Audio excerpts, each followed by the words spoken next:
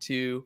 There it is. We're already there. Welcome, everybody, to this kind of cloudy Monday. I don't know what's going on, San Diego, but you got to fix this. We got some awesome guests coming on today. We're going to talk about self-acceptance and what was the other thing? Oh, specific communication. That's right. We're going to have fun. It's going to be a good one. Here we go. Tune in. Practicing Polyamory, real-life perspectives from the imperfect people of polyamory. The mission of the Practicing Polyamory podcast is to provide a platform for all of the real-life, flawed humans that practice polyamory so that we might all learn from one another and grow as a community. Enjoy the show. All right. Here we go, everybody. Welcome to this beautiful day. If you're joining us for the first time, welcome, and thank you so much for tuning in. And if you've been here for a while, then you already know that we're live on Facebook, YouTube, Twitter, and Twitch every Monday, Tuesday, and Wednesday, at least until the end of this month.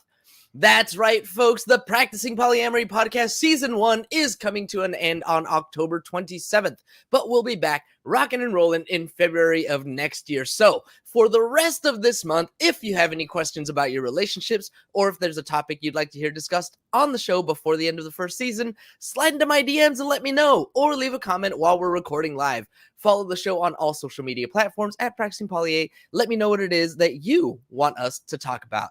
All right, that's it. Let's get on to introducing today's guest. Our awesome guest today comes to us via our Instagram following, and I'm so excited to get a chance to just chat with one of our listeners. Our guest is a TED Talk speaker, marketing consultant extraordinaire, lifesaver, and community builder. She is passionate about saving lives through Project Save a Life, where she teaches CPR, AED, and first aid to the public and to other instructors. And as a single parent herself, she's working on building a community for other single parents in the form of a blog.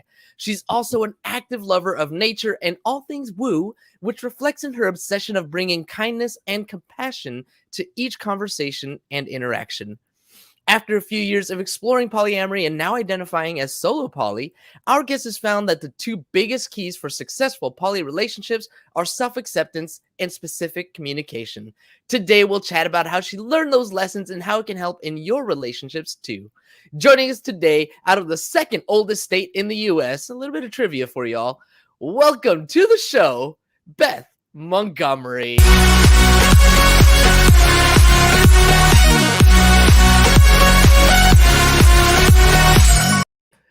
Okay. I gotta acknowledge your reaction when I said the TED Talk. You didn't think I was gonna find that, huh? Yeah, you definitely caught me off guard. Thank you so much, James, for having me on the show. Oh, I'm so excited to have you on. Thank you so much. I want to just start, I guess, with asking you a little bit about your story, just a little bit of your background. I mean, I gave kind of a brief overview here, with whatever I can find about you on the internet. But tell me a little bit about you, things that I won't find on the all-knowing web. The interwebs. Sure. Thank you. So I was married to the kid's father. I have 2 kids. They're 17 and 15. And, we were married for like 9-10 years and then got divorced. And I kind of knew that something was different. Monogamy didn't really settle well with me, but I ended up getting married again. That only lasted for about a year. And then since then, I heard about poly and, going through the growth process of learning about myself and understanding what poly meant and what the poly world was. It's a huge arena. It's like this huge umbrella. And I went down to the rabbit hole and I came back and I, intentionally stayed single for a while and, really explored that within. So the rabbit hole of polyamory, I mean, I'm curious a little bit about that. Like, what were you doing? Were you listening to podcasts? Were you reading certain books? What kind of resources? Where did the rabbit hole take you? The Google button is really impressive. There's so many resources out there. Of course, more than 2. and the other poly books out there. But actually talking to other poly folk were Oh. like the most important thing. And then I got into podcasts, and that's how I found you.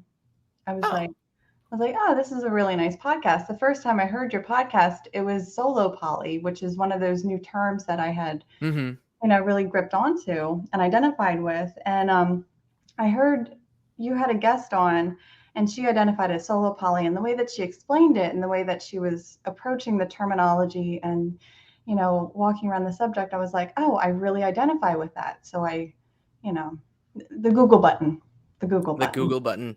Yeah, there's definitely a lot more out there. Um, Resources that just weren't around however many years ago. So like kind of going back to what you were saying where when you after the end of your first marriage, you said that monogamy just didn't sit right, but still you tried it again.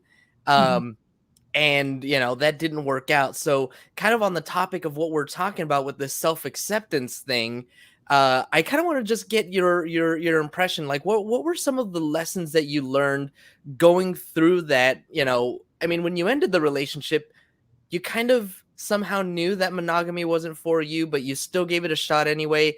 What were you going through at the time, and maybe what are some things that present you would have told past you if you had the chance? Mm. So I do believe that I had to walk the path the way that I had to figure Mhm. it out.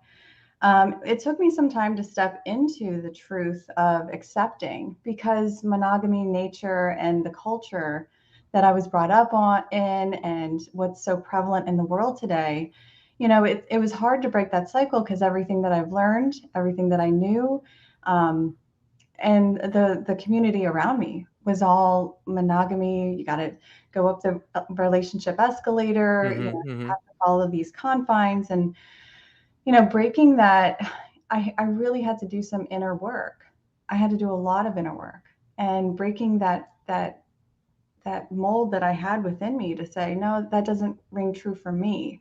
That Mhm. was a really critical point where I could say, I don't identify with that. I'm brave enough to speak up about it. And, um, I'm okay with who I am today.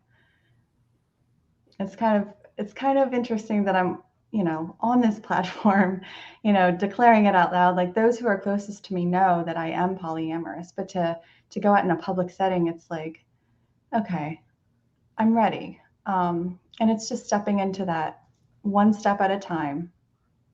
Is this kind of like your public coming out party, so to speak? If it is, it's the best party ever. I don't. I mean, I'm just asking. Just kind of from what you were saying here, where the people close to you definitely know, Right. but you don't necessarily broadcast it openly over your social media and all that stuff.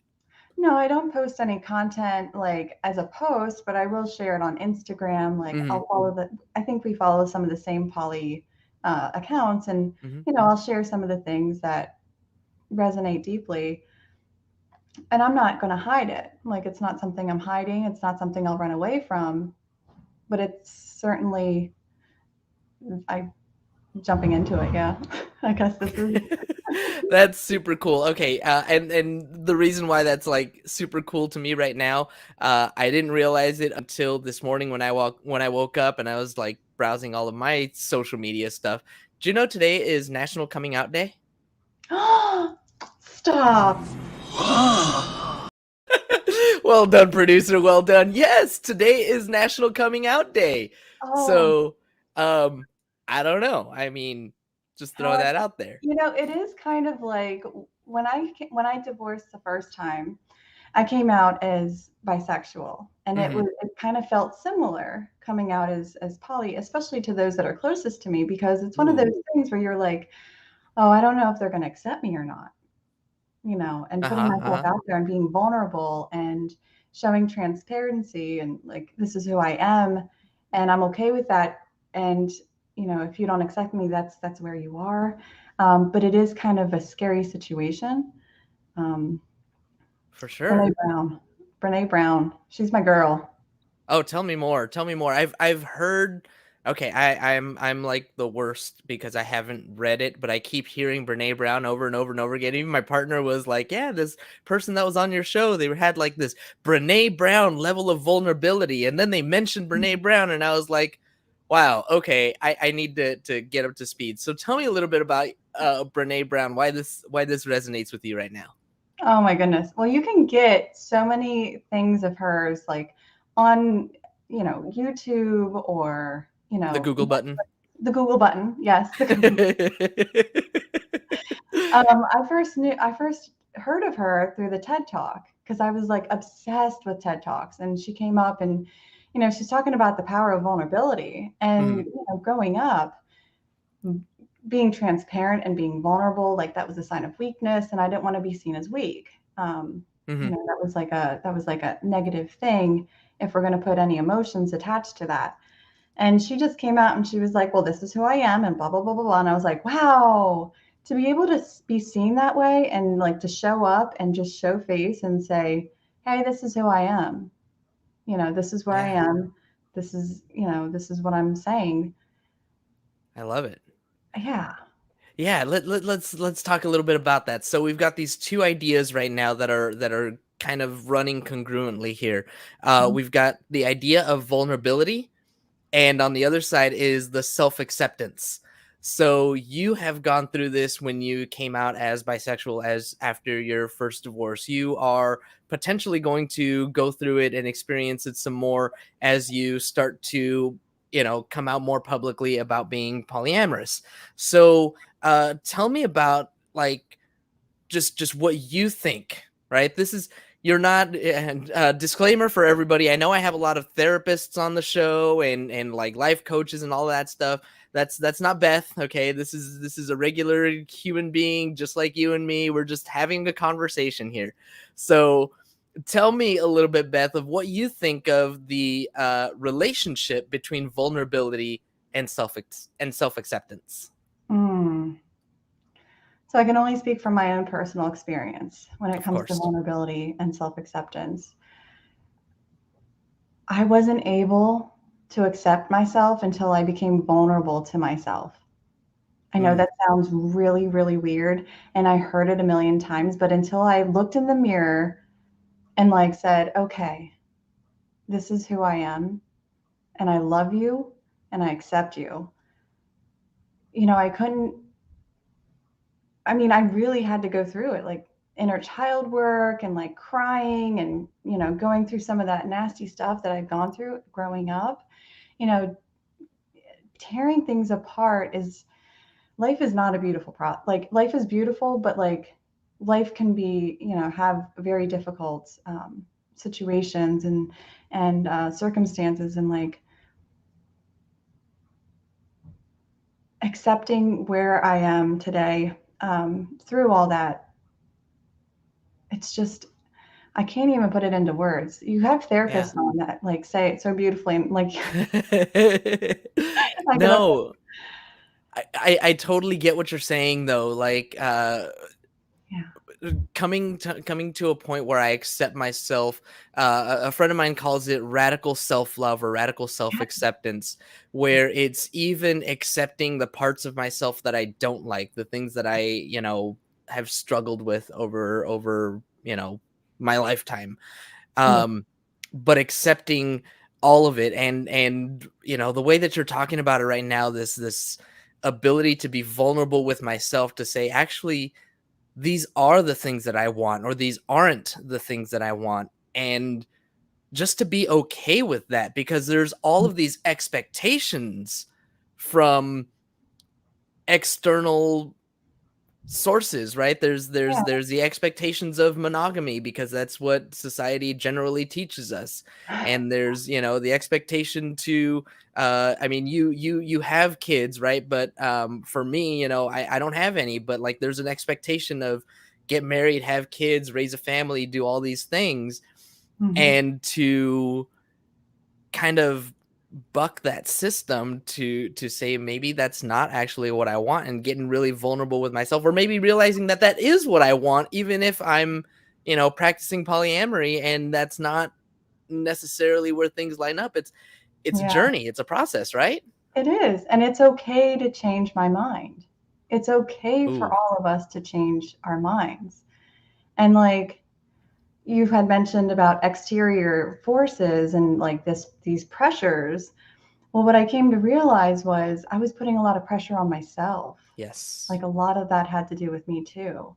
And once I began releasing that, like, whew, talk about like freedom. Yeah. Yeah. Yes, yes, yes, yes, yes, yes. The should language is what Yeah. always gets me, right? All the things that I should be doing. I should Mhm. be this. I should be Mhm. that. I should be spending 14 hours a day working on my business. I should Mm. be, getting into, if I'm practicing polyamory, then I should be defeating jealousy and not be feeling it at all. Should. It's It's a terrible. human. Don't ever let somebody tell you you can't do something. We Behind the scenes. can. I mean, we can, but like to have those expectations of ourselves and to be so hard on ourselves when you don't hit those expectations, that's not healthy either. No, it's not. And there's so much release when acceptance comes in and I'm able to release that, there's so much pressure that is like, I don't own that anymore. And like bringing it back to this moment right here, the here and now is like perfect. I don't have to worry about what's in the future. I don't have to worry about what happened in the past. I can't change that. And I don't know what's going to happen in the future.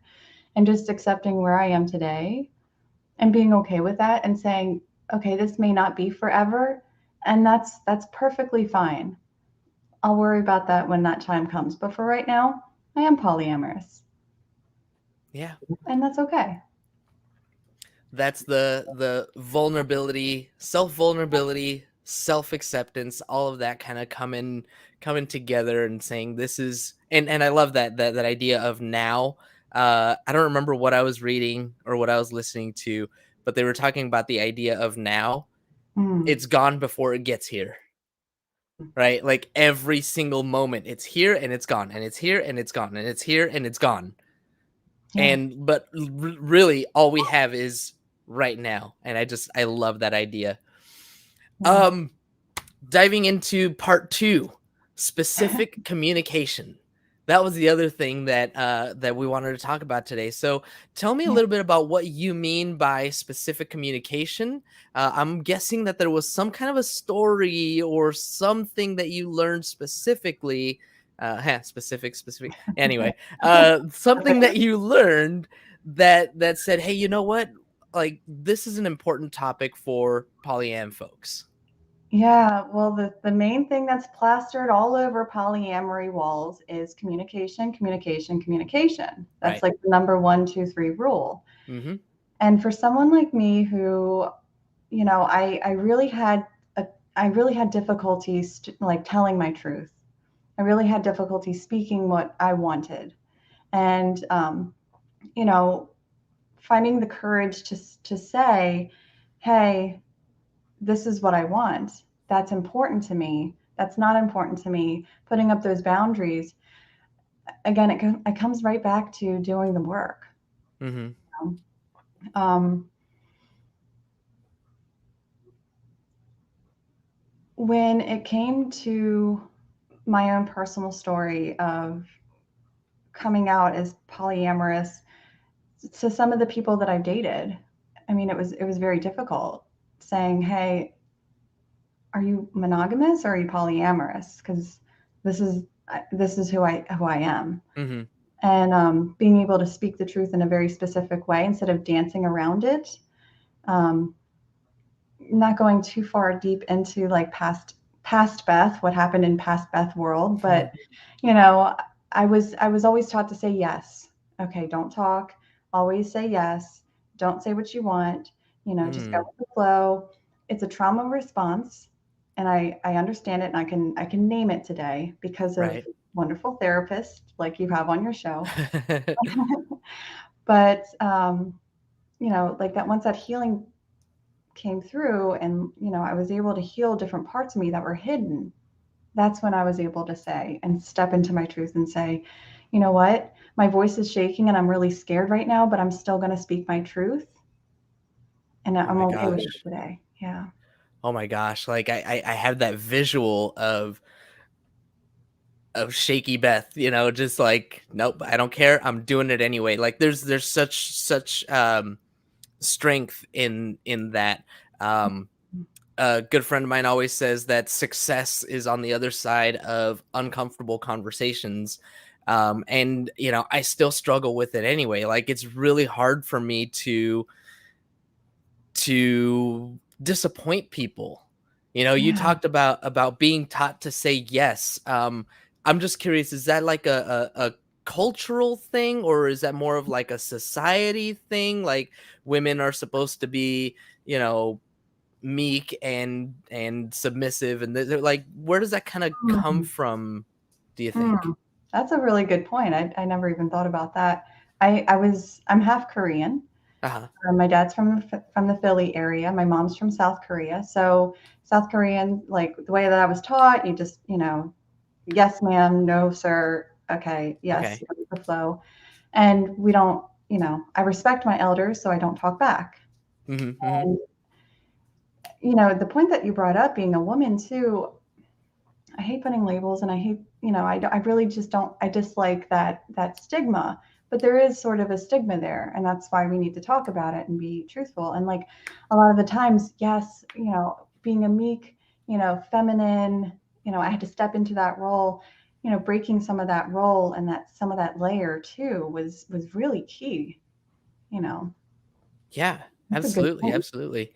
um I kind of want to get a little bit more of that story. Like I was saying, for me, it's still a difficult thing. It's still something that I personally struggle with. I had somebody that I was talking to for a little while, and I think I knew and I felt like I wasn't 100% into the relationship, but like there's this part of me that doesn't want to hurt somebody, first of all, right? So like I don't want to have this difficult conversation, or if it's not that, it's like just the discomfort of having this conversation. I mean, I went to like my mastermind group. I had, people that I meet with once a month, and we talk about all these things, and I'm like, you guys, I'm having trouble like having these conversations. And they're like, you just gotta do it, right? But And we they can we make it can sound so easy, right? They're like, yeah, right. I'm wearing a Nike shirt. Like, yeah, we can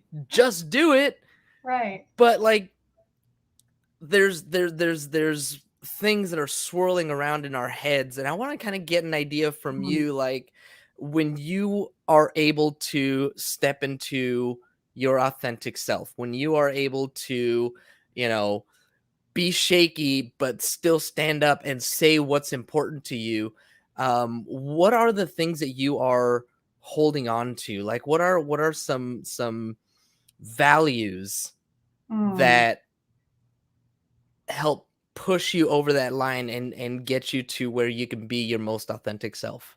yeah, good question. Thank you. Um, so for a while, when I first started doing the work, I would imagine holding little Beth's hand, and I would quite frequently look at a little picture of me, and I have it sitting over there, hidden, you know, um, because I would look at that picture and say, I'm not going to deny you anymore. Mm, Like, I have denied myself so many times because pleasing others was more important than my own personal needs. So for a while, I would imagine, like, I'm the adult here. I'm going to stand here and hold her hand and say, I am sticking up for you right now. I know it's scary, but you're safe now. And you know, I can't tell you, like, it sounded really hokey doing it the first time for my therapist, but like when uh-huh. I did that, it was like, whoa. Oh my god. Yeah. That is So beautiful. thank you. It, That no, that's really freaking good. oh. Wow. Um I'm blown away because there's so many times, right, where Mm, going back to the should language, I mhm, should be working more, I should be doing more, I should this, I should mm, that. And whenever I would fail at the things that I was supposed to be doing, Mhm. nobody was going to be a harsher critic to myself than me, Right. And right? Nobody was. sorry. I Go heard it ahead. somewhere that that should voice, that criticizing voice, that's not my voice. And then I just calmly sat there and listened to it the one day, and it was like, whose voice is talking? And it turned out Mhm. it wasn't mine. It was somebody else. It was this person, and come to find out, like, it's not even those people, anymore. I'm in a safe space. So, like, making sure that my space is safe, that I'm safe in my body, that I have a safe environment for myself, for my kids, for, those who love me. It was a game That's changer. Yeah. Yeah, and that's what's really important. Yeah. Ah, that is so good.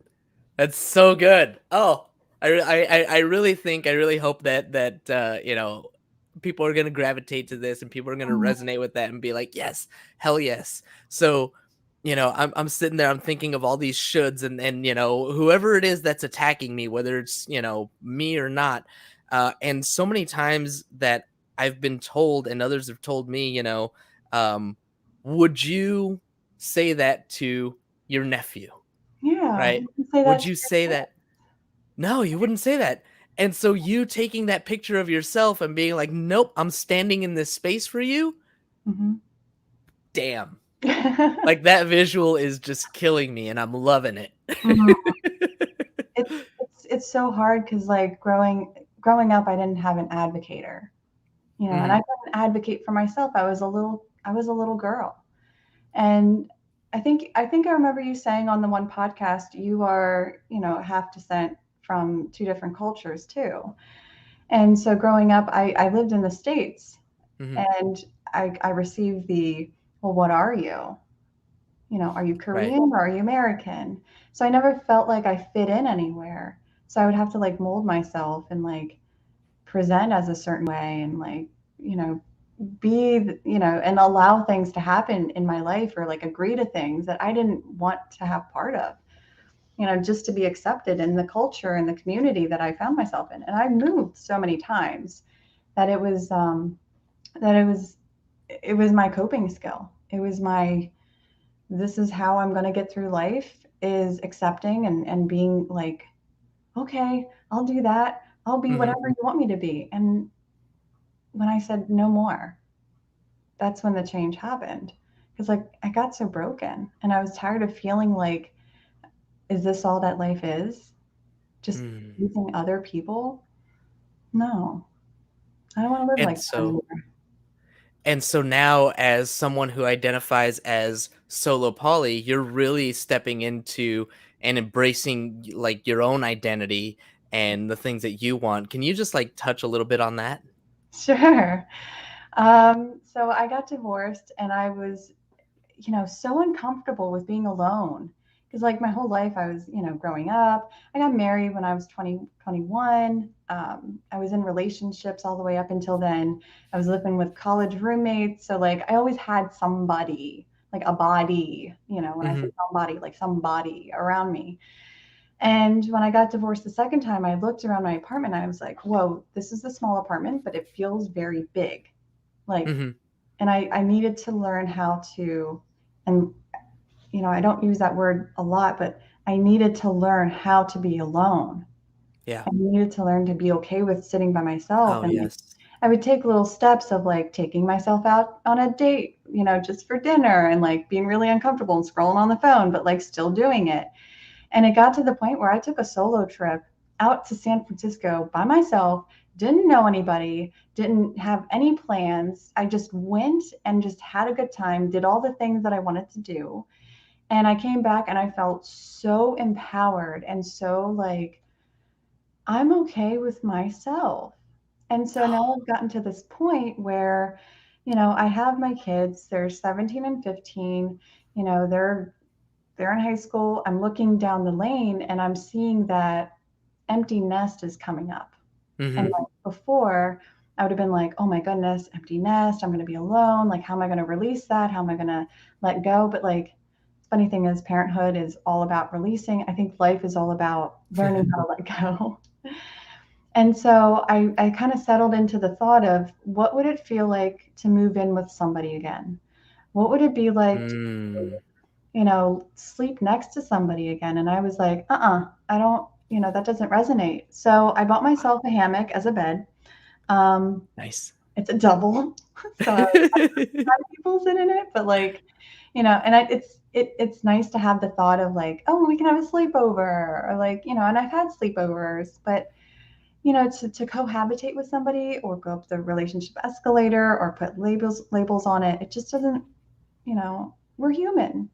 We have this connection, we have this bond, we have this, experience together, and like, let's just be a witness to each other's lives and enjoy the moment for what it is and not feel the pressure of, okay, and if it does go that way, great. If it doesn't, fine. Like, it's either way, it's okay. I love it. I feel like you are a step or two ahead of where I am right now. For me, I've been living on my own for about 6 months now. Um, Congrats. yeah, well, thank you. And there's this like just this voice in the back of my head that's like, do you really want to be alone, right? Or do you Mhm. want somebody, in your life? And like, my therapist actually kind of planted that bug a little bit, but we won't blame her too much. But like, it's making me think, and hearing you talk about spending the time alone and doing a solo trip and like coming to terms with and embracing, you know all of that, I'm like, okay, there's hope. There's Yeah, hope. there's always hope. Always. It So doesn't matter what the situation is. There's always, always hope. always, always hope. Beth, this has been such a great show. I want to thank you so much for spending some of your time with me here today. If anybody wants to reach out and if you want to plug anything, tell us about some of the stuff you've got going on and how people can reach out and get in touch with you. Well, Instagram, Butterfly Beth, there it is, and singleparentsproject.com. I do like to write, so this will help me get into writing a little bit more. I do write for the local magazine here in Central PA, and yeah, just like to post pictures sometimes. Nice, nice.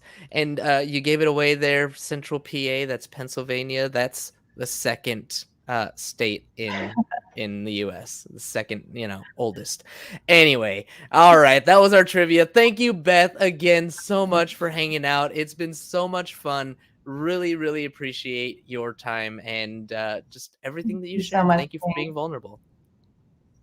Thank you for having me on the show. I appreciate you. It's been a blast. It's been a blast. Thank you also, as always, to our live audience for tuning in. As a reminder, when we're live, you get no commercial interruptions, but the same can't be said for the podcast downloads. So if you want to avoid the commercial interruptions, be sure to catch us live Monday through Wednesday for the rest of this month, 2:30 Pacific time, or sign up for Patreon where you'll get access to our commercial-free RSS feed and support the show. Don't forget to subscribe on YouTube, wherever it is that you download your podcast. If you haven't already, please leave us a review. We'll really appreciate it. That is all we've got for you all today. Thank you as always. We'll see you again tomorrow. Until then, Have a nice day! Thank you for tuning in to the Practicing Polyamory podcast. Would you or someone in your polycule like to be a guest? Sign up at practicingpolyamory.com and join the conversation. Please support us by subscribing, liking, and following us on social media at Practicing Polya by clicking any of the affiliate links on our website or by subscribing at patreon.com/practicingpolya. Ooh, seriously, that was such a good interview. That was such a good show. That was so much value. I'm like, ah.